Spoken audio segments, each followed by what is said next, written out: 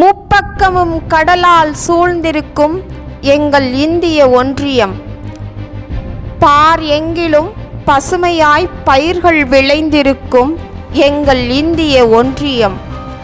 அந்த பசுமையிலே எங்கள் மக்களின் பசி போக்கும் எங்கள் இந்திய ஒன்றியம். பாருக்குள்ளே நல்ல நாடு எங்கள் பாரத நாடு என்று அன்றே பாடினான் எங்கள் கவி பாரதி. எம்மதமும் சம்மதமே என்று மதசார்பற்று வாழும் எங்கள் இந்திய ஒன்றியம்.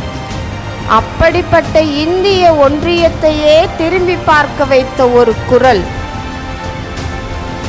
பாட்டாளி வர்க்கத்தின் மேன்மைக்கான குரல், தமிழரின் மேன்மைக்கான குரல், தமிழகத்தின் மேன்மைக்கான குரல், தமிழ் மொழியின் மேன்மைக்கான குரல். அக்குரல் சு. வெங்கடேசன் எனும் நான். ஆம், சு. வெங்கடேசன் எனும் நான் எனும் அந்த குரல். மதுரை மாவட்டம் திருப்பரங்குன்றம் அருகில் உள்ள ஹார்விப்பட்டியைச் சேர்ந்த விவசாயி இரா சுப்ராம் மற்றும் நல்லம்மாள் தம்பதியினருக்கு 1970ஆம் ஆண்டு மார்ச் மாதம் 16ஆம் தேதியன்று மகனாக பிறந்தவர்தான் சு. வெங்கடேசன். ஹார்விப்பட்டி நடுநிலை பள்ளியிலும் திருநகர் MM மேல்நிலை பள்ளியிலும் பள்ளி கல்வியை பயின்றார். மதுரை மன்னர் திருமலை நாயக்கர் கல்லூரியில் வணிகவியல் பிரிவில் இளங்கலை பட்டம் பெற்றார். கல்லூரி 1ஆம் ஆண்டு படிக்கின்ற போதே 1989இல் ஓட்டை இல்லாத புல்லாங்குழல் என்ற கவிதை நூலை இயற்றியுள்ளார். செம்மலர் இலக்கிய பத்திரிகையின் ஆசிரியராக பணியாற்றியுள்ளார்.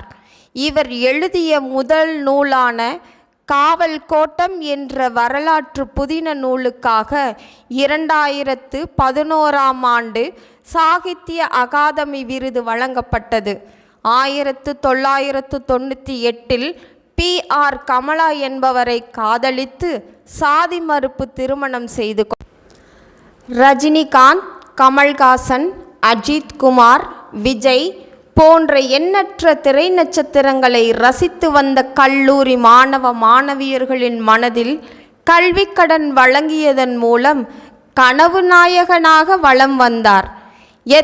எத்தனை பதவிகள் தேடி வந்தாலும் தான் ஒரு பாட்டாளி வர்க்கத்தின் பிரதிநிதி என்ற பதவியை மட்டும் அதிகம் நேசித்தார். நீண்டகால பிரச்சனை, அன்றாட பிரச்சனைகள் என மதுரை மக்கள் அனுபவித்து வந்த அனைத்து பிரச்சனைகளையும் தீர்க்க போராடியவர். இந்த குரல் மீண்டும் எளிமை மக்களுக்காக ஓங்கி ஒலிக்க அறிவால் சுத்தியல் நட்சத்திரம் சின்னத்தில் வாக்களித்து குரலை ஒலிக்கச் செய்வோம்.